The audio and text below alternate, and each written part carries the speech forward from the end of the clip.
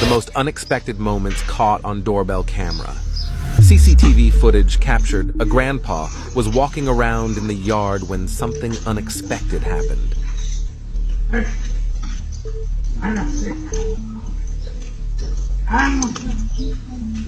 The 94-year-old man struggled with walking, and it appeared that the dog wanted to help him.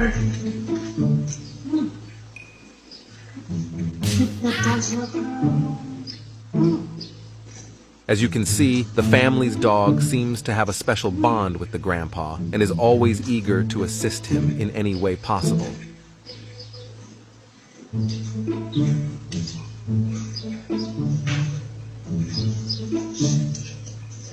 Perhaps the dog's desire to assist his grandfather went unfulfilled, as the grandfather insisted on walking unaided.